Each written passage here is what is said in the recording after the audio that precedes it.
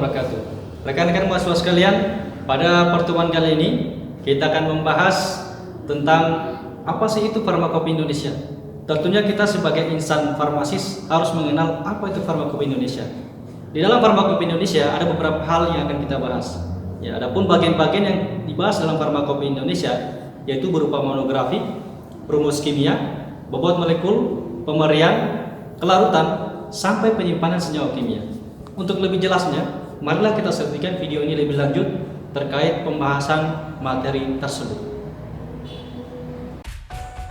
Pada pertemuan kali ini, kita akan membahas tentang farmakope Indonesia.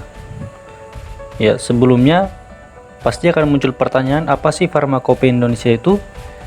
Seberapa penting sih farmakope Indonesia bagi seorang praktisi farmasi? Untuk lebih lanjut, mari sama-sama kita bahas tentang farmakope Indonesia.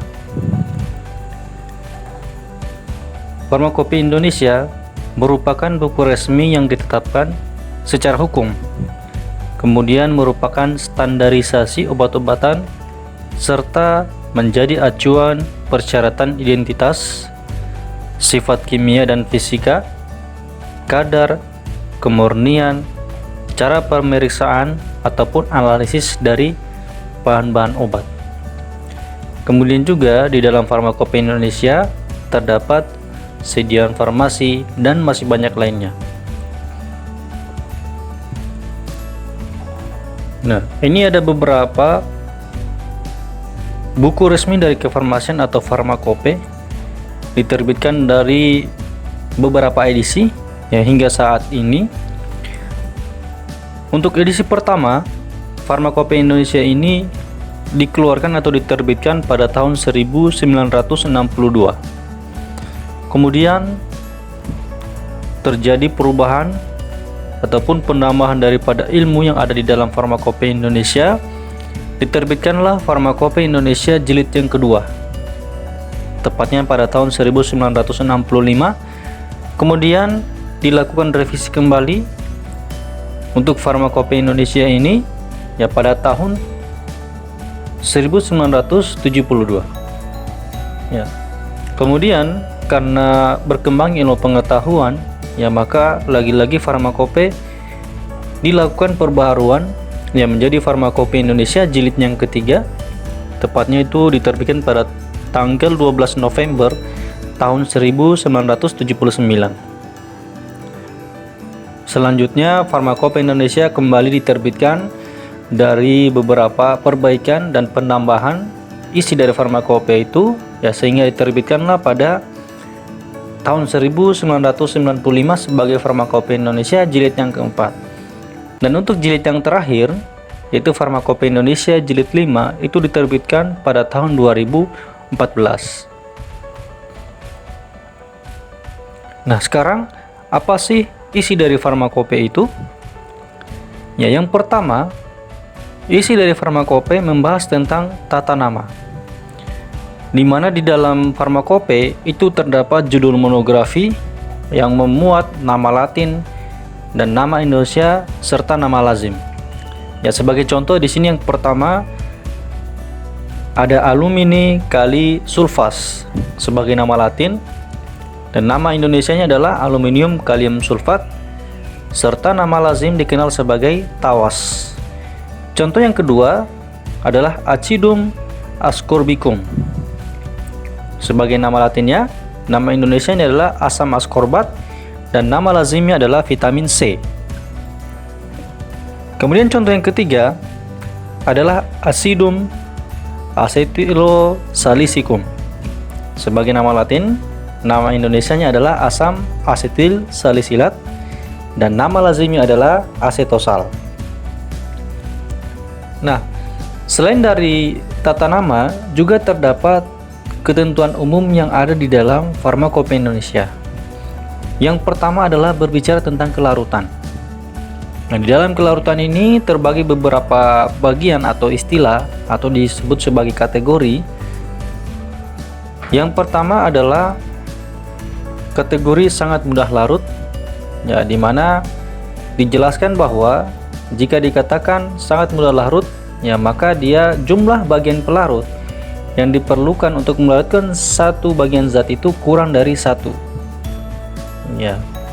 Kemudian untuk mudah larut ya 1 sampai 10, ya seterusnya sampai pada kondisi dia praktis tidak larut. Ya, dimana untuk melarutkan jumlah bagian zat itu, untuk melarutkan satu bagian zat memerlukan lebih dari 10.000 bagian jumlah pelarut yang dibutuhkan jika dikatakan dia praktis tidak larut. Oke. Kemudian berikutnya adalah wadah. Jadi di dalam farmakope ini membicarakan juga tentang persyaratan dari wadah yang digunakan untuk menyimpan dari bahan-bahan kimia ataupun bahan baku obat yang ada di praktikum ataupun yang ada di dalam pembuatan obat-obatan. Syarat wadah dikatakan dalam farmakope bahwa tidak boleh mempengaruhi bahan yang disimpan di dalamnya baik secara kimia maupun secara fisika, yang dapat mengakibatkan perubahan kekuatan, mutu, atau kemurniannya hingga tidak memenuhi persyaratan resmi. Jadi wadah ini merupakan salah satu faktor yang menjadi perhatian dalam farmakope terkait penyimpanan untuk menjaga daripada mutu dan kemurnian ya hingga persyaratan resmi suatu bahan baku obat. Kemudian yang berikutnya adalah macam-macam wadah yang disebutkan dalam farmakope Indonesia. Yang pertama adalah wadah tertutup baik. Kemudian jenis yang kedua adalah wadah tertutup rapat. Kemudian wadah tertutup kedap. Yang keempat wadah satuan tunggal. Berikutnya wadah dosis tunggal. Kemudian wadah dosis satuan. Selanjutnya wadah satuan ganda dan wadah dosis ganda. Ya, berikut adalah contoh-contoh dari wadah yang dipersyaratkan di dalam farmakope. Bisa diperhatikan sebagai contoh ya ada pada gambar slide yang kita tampilkan saat ini. Ya, di sini di contoh wadah ini ya ada terdapat wadah dosis tunggal, kemudian ada wadah dosis satuan, selanjutnya ada wadah dosis satuan ganda, dan ada wadah dosis ganda. Ya, ini sebagai salah satu contoh saja yang bisa kita perhatikan. Selanjutnya selain wadah juga diatur tentang suhu penyimpanan. Jadi suhu penyimpanan ini menjadi suatu perhatian yang terdapat di dalam farmakope terkait masalah suhu berapa sih yang digunakan untuk menyimpan dari bahan baku obat yang disebutkan di dalam farmakope. Nah, suhu penyimpanan ini dibagi juga beberapa kategori, ya, dimana kategorinya dibagi berdasarkan suhu yang digunakan untuk menyimpan suatu bahan baku obat. Kategori yang pertama disebut sebagai suhu dingin, dimana suhu dingin ini dipersyaratkan bahwa suhu dingin itu dia suhunya kurang dari atau sama dengan 8 derajat Celcius. Ya, dikatakan juga untuk range-nya sekitar 2 sampai 8 derajat Celcius. Selanjutnya ada suhu sejuk. Suhu sejuk itu dikategorikan dalam suhu sejuk dengan suhu antara 8 sampai 15 derajat Celcius. Kemudian ada suhu kamar, yaitu suhu ruang kerja, yang dimana dikatakan di sini dia tidak dikategorikan atau tidak disebutkan secara spesifik suhu daripada ruangan kamar tersebut. Ya, selanjutnya ada suhu kamar terkendali. Ya, jadi ada sedikit perbedaan antara suhu kamar dan suhu kamar terkendali. Jika disebutkan suhu kamar terkendali, maka suhu yang dimaksud adalah 15 sampai 30 derajat Celcius. Selanjutnya ada kategori suhu hangat, suhu antara 30 sampai 40 derajat Celcius, dan yang terakhir, kategori terakhir adalah suhu panas berlebih, di mana suhunya ini adalah suhu di atas 40 derajat Celcius. Selanjutnya diatur juga tentang persentase ataupun jumlah persen berat. Ya, di mana kategorinya ini terbagi menjadi 3 kategori besar. Yang pertama adalah persen bobot per bobot. atau biasa juga dikenal sebagai persen B per B, ya, disingkat menjadi P, B per B, di mana menyatakan jumlah gram zat di dalam 100 gram larutan atau campuran. Jadi untuk persen bobot per bobot itu, ya misalnya dikatakan bahwa 1% berat bobot per bobot, ya maka itu menandakan bahwa konsentrasi daripada ataupun jumlah daripada gram zatnya itu adalah 1 gram di dalam 100 gram larutan atau campuran. Kemudian yang kedua ada persen bobot per volume atau biasa dikenal dengan B per V, di mana persen bobot per volume ini menyatakan jumlah gram zat dalam 100 ml larutan. Contohnya saja misalnya 1% berat per volume dinyatakan bahwa 1 gram dalam 100 ml larutan. Kemudian selanjutnya ada persen volume per volume atau biasa dikenal dengan V per V, menyatakan jumlah mililiter zat dalam 100 ml larutan. Misalnya saja 1% volume per volume, maka berarti konsentrasi daripada zat itu atau jumlah daripada zat itu adalah 1 ml zat tersebut berada di dalam 100 ml larutan. Nah, selanjutnya yang dibahas dalam farmakope adalah kadaluarsa. Kadaluarsa ini menyatakan tentang waktu yang menunjukkan batas terakhir obat masih memenuhi syarat bak. Ya, maksudnya adalah kapan sih waktu terakhir obat-obatan tersebut masih bisa dimanfaatkan atau digunakan, di mana dalam kondisi betul-betul memenuhi persyaratan baku yang berada di dalam farmakope. Misalnya saja kalau dikatakan bahwa kemurnian dari obat itu atau jumlah kadar dari obat itu adalah 99%, ya maka dari waktu yang ditentukan itu misalnya sekitar 2 atau 3 tahun, maka dalam waktu 3 tahun konsentrasi daripada bahan baku yang dimaksud ya masih memenuhi persyaratan. Ya, dalam artian konsentrasinya masih sekitar 99%. Lebih dari itu, dalam artian lebih dari waktu yang ditentukan atau batas waktu kadaluarsa yang ditentukan, maka tidak menutup kemungkinan kadar atau konsentrasi yang ada pada atau terkandung dalam bahan tersebut sudah kurang dari 99% atau bahkan mungkin bisa sampai setengahnya.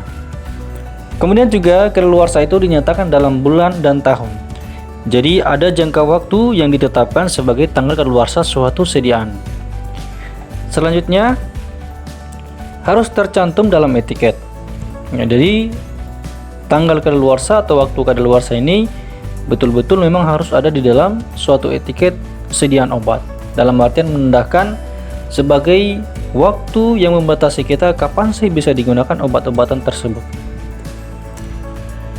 Nah, selain itu dalam Farmakope Indonesia juga banyak membahas tentang materi-materi yang berkaitan dengan keilmuan kefarmasian. Nah, misalnya saja di dalam Farmakope Indonesia telah dimuat tentang sejarah Farmakope Indonesia, terdapat juga daftar sediaan umum, daftar monografi, kemudian ada lampiran, ya. Kemudian juga daftar sediaan umum yang baru, ada daftar monografi yang baru, ya. Kemudian juga di dalamnya terdapat beberapa lampiran dari obat-obatan yang telah dihapus pada farmakope sebelumnya. Ya, terdapat juga daftar perubahan nama dan judul, ya, termasuk ketentuan umum yang sudah kita bahas tadi. Sediaan umum apa saja yang ada di dalam ilmu kefarmasian, kemudian monografi dari obat-obatan yang ada di dalam farmakope. Selain itu juga terdapat reaksi, indikator dan larutan.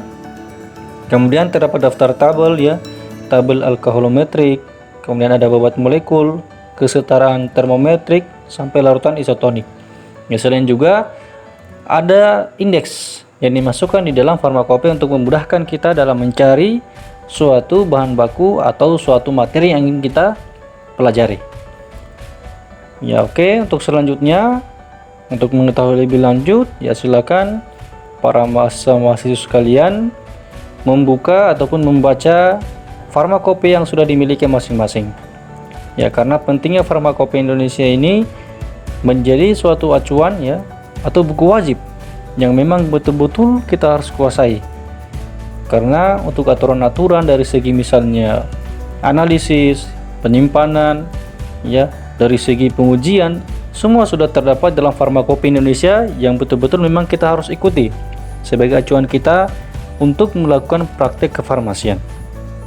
Jika ada yang belum jelas, ya silakan kita akan bahas di diskusi dalam pertemuan kali ini. Ya, lebih dan kurangnya mohon dimaafkan. Kita akhiri. Assalamualaikum warahmatullahi wabarakatuh. Demikianlah perkuliahan pada kesempatan kali ini. Mudah-mudahan kita bisa banyak mengambil manfaat. Kita akhiri. Assalamualaikum warahmatullahi wabarakatuh.